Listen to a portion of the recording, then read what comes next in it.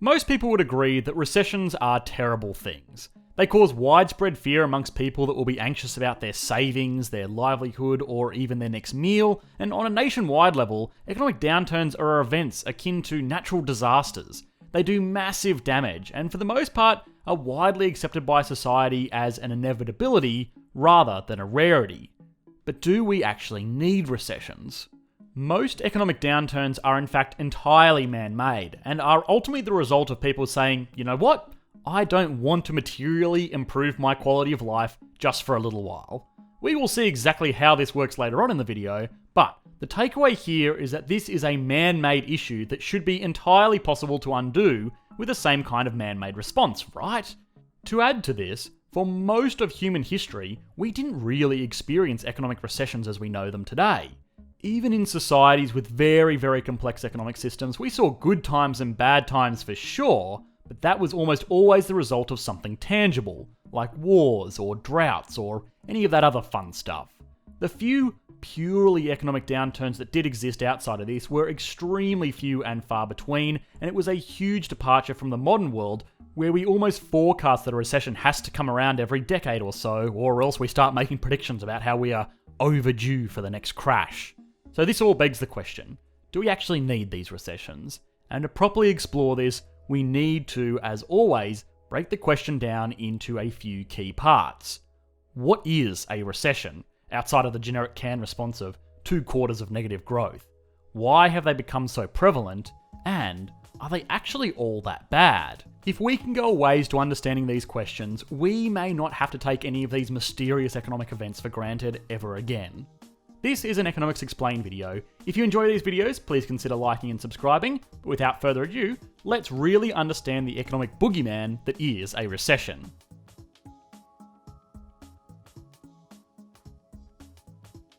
So most people watching these videos would already have a relatively foundational knowledge of economics, and I would hazard a guess that at least a few of you are saying, well, this is so simple. A recession is just 2 quarters of negative growth. Done and dusted. Video over. And you know what? This is technically true. At least this is how we measure a recession. But the 2 quarters of negative growth is more of a symptom of a recession rather than its true underlying cause. Things that cause recessions basically come in 2 flavors: demand shocks and supply shocks. For regular folks, the supply side recessions are probably the easiest to understand. Let's take a relatively small island nation as an example for our little economy here, and say that their industries are made up of farming, fishing, and tourism primarily. This is kind of the case for most small Pacific Island nations, so we're not straying too far from the reality here.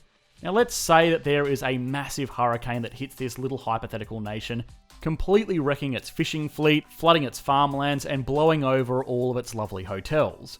Well, obviously, this nation is not going to be able to output as much, and if it takes more than 2 quarters to get back up to speed on everything, well, they are going to have by definition gone into a recession. These are the types of recessions that we tend to see throughout history, but in reality, they would actually be called something else. Something like a famine or a tragedy or whatever it may be. This is partially because people didn't really study economics as a discipline throughout history, but more so because there is just something more logical to point the fingers at for the collective misery of the nation. To use our example of this little island economy, it's possible that most people would just say the nation is going through a bit of a rough patch rebuilding from a disaster, without actually calling it a recession, even though that's technically what it is. All of these examples are supply-side recessions. These external events have massively decreased the ability of the nation to provide goods and services, and since growth is measured in GDP, and GDP is the measurement of the consumption of goods and services, and since you can't consume goods and services if there are none to consume, you get a recession. Cool. This all makes sense, but in reality these types of recessions are pretty rare these days, especially if you look at a nation like the United States. It's unlikely that any kind of normal natural disaster is going to have enough of an impact to really single-handedly push the whole nation into a recession. Oh well, apart from that one. Now, as a blanket statement to answer the question presented in this video, do we need these types of recessions? Well, yeah. Short of completely controlling for every war or natural disaster, union strike, or trade deal gone awry, there just really isn't any way to stop these sorts of events coming around. All that you can really do is ensure that your economy is big enough and diverse enough to sort of tank these adverse events. For a more in-depth discussion on this topic, you can watch our video on the economics of disasters. But for now, let's look at the second type of recession, a demand-based recession. These are the ones that are far, far more common and are pretty much the driver of the decade-long business cycle that we've more or less come to expect today. Demand-based downturns are far more difficult to understand because they are sort of hard to look at rationally. At their most foundational level, demand-based economic recessions are just people electing not to consume as much. Not because there isn't as much to consume, but simply because there are forces at play that dictate they simply don't want to as much. Consumer confidence is a big determinant of this. If people are unsure if they are going to have jobs in the future, or if their hours are already being cut, they are going to be much less likely to spend what money they do have on bottle service at the club, or shake weights, or gamer girl bathwater, or whatever else it is that our economy runs on these days. Instead, they will just hold on to their money to make sure that they will have enough if they do end up losing their jobs to pay for the bare essentials. Again, since economic growth is measured in GDP, and GDP is a function of consumption, less consumption means less GDP and less growth. So if this kind of more conservative consumer spending goes on for more than 2 quarters, hey presto, you've got yourself a recession. So why is it that these sorts of events happen so frequently these days, and why didn't it happen in the past?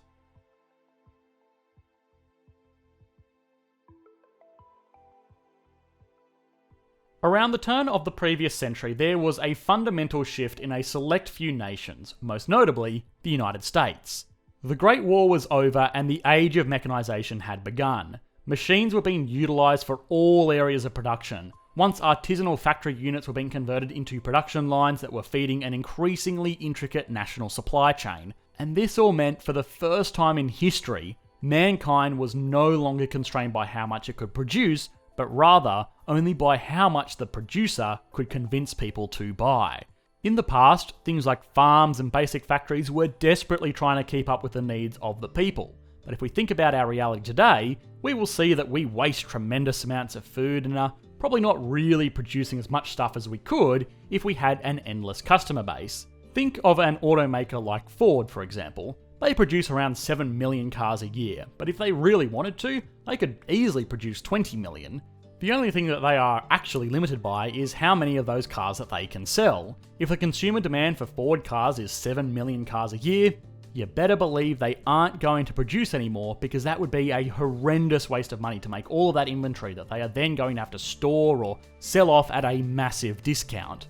The consumer's ability to consume has become the bottleneck in a modern global economy, so this is why we pay so much attention to it. Now that we understand how and why consumers are as important as they are, it's important to understand what it is that makes them work.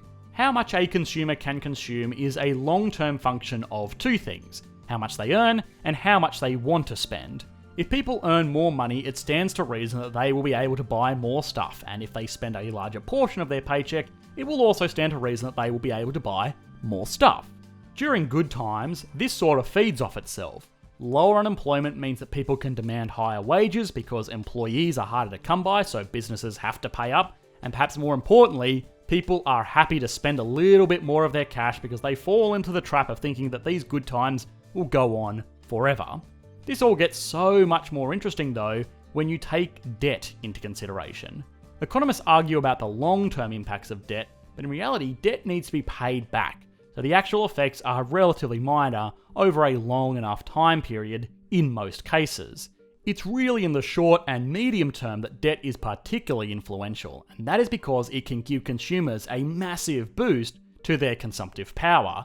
We explore this in much more detail in our first video in this series, Do We Need Debt? But for now, let's consider our auto manufacturer from earlier. Most people will struggle to pay for a car in cash, but if you offer them car loans, they will be able to get into their brand new Ford Fiesta for only $300 a month over the next 120 months. What a win, right? Offering this type of debt will mean more people will be able to buy more houses and cars and boats and buy new golf clubs and fancy dinners on their no-limit American Express cards. And wow, isn't this great? This is an economy that is producing an extremely high standard of living for its participants, which in reality is the only goal of an economy. The problem, of course, arises the next year when the latest model Ford Fiesta comes out and nobody wants to buy it because they still have 9 years left on their loan, and they're trying to save some extra cash to pay down their American Express bill. Demand-based economic downturns can be caused by anything that scares consumers, really. But the thing that scares consumers most is debt, and knowing that they need to find some way to pay for yesterday.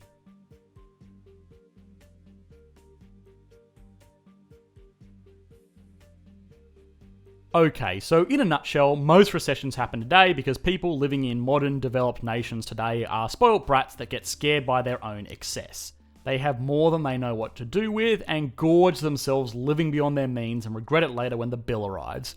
Most economists are well and truly on top of this reality and have come to accept it. But is there an alternative? Well, yes. We actually already have some systems in place to alleviate these dramatic ups and downs. They are counter-cyclical fiscal policy and counter-cyclical monetary policy. We are seeing this right now in the world today, with nations giving out huge stimulus checks to everybody while dropping interest rates, all in an attempt to boost economic activity to counteract the effects of this global economic crisis. But of course, most of you watching already knew about these economic policies, and for the most part, they're more of a band-aid solution to the issue rather than actually something that stops them from existing. At the most fundamental level, no, we do not need recessions. They do not need to exist. But to get rid of them, we just need to massively reduce the debt that people get access to and limit output below what people actually demand. By doing this, you effectively stop the global economic machine overheating by just letting it idle along. Therein lies the problem. Recessions are actually the sign of a healthy economy, at least in the long term. Recessions are an effective way of economies sorting out their issues so that the next boom can be even better. Recessions alleviate misallocated debt, over-speculated markets, and avoids slack labour. They are, in a way, the economic equivalent of cutting off the fat, which is seen most prominently in employment. One of the greatest casualties of a recession is employment figures. Leaders see high unemployment rates and they think of people lined up outside job centres or welfare offices, and it's all around a pretty awful outcome. But it does have some underlying advantages. When lots and lots of people lose their jobs, there are going to be lots of people looking for new jobs, which is great for the businesses that are still operating during a recession because they will get to bring on more high-skilled staff and they will truly get to pick and choose who it is that they bring on board. If there is only 10 job listings and 100 people looking for work, then this means that the businesses that are hiring may be able to bring on board a Harvard MBA as a junior analyst, who in theory should excel in their role. This makes the business that much more efficient and means that they will be able to produce more and more output. The opposite is also true. If we are in an economy approaching full employment and a company is looking to hire a new senior manager, it will very quickly find that it's very hard to fill this position. Everybody who is qualified will already have work, and perhaps the only option you have is to attract someone who is already employed to come over to your company by offering them a higher salary. If all businesses are doing this, and they are going to have far higher staffing costs, which means that they will just have to pass this along to their consumers as more expensive goods. And suddenly, you have inflation. You may have heard the term NAIRU before, and this stands for the non-accelerating inflation rate of unemployment. But the same thing is true for lots and lots of things in an economic boom, not just employment. And this is one of the key drawbacks of sustained prosperity. Things just get too damn expensive, which means that people's actual quality of life is not improving, even though GDP figures look really great. It's just all down to inflation. Recessions control a lot of this by allowing the economy to really catch its breath, decide what it is that is working, what it is that is not, and allocating those resources by force to industries that are going to deliver the greatest sustained benefit to society in the long term.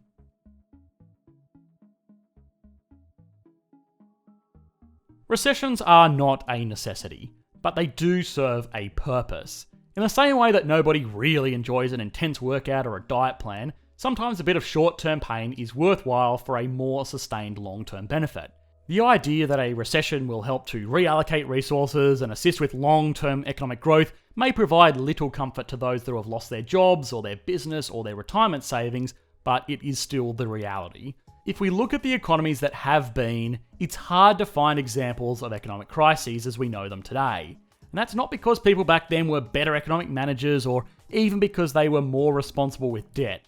It's just that they weren't on the same rocket ship of growth that we are here today. Recessions are simply the product of prosperity. Hi guys, I hope you enjoyed the latest video. If you did, please consider liking, subscribing, and leaving a comment in the comment section below. If you really enjoyed the video, please consider supporting us on Patreon like these lovely people did. It really helps to make these kinds of videos possible. Otherwise, Q&A session will be hosted tomorrow, guys, so I hope to see you all over there on our second channel. Cheers, bye.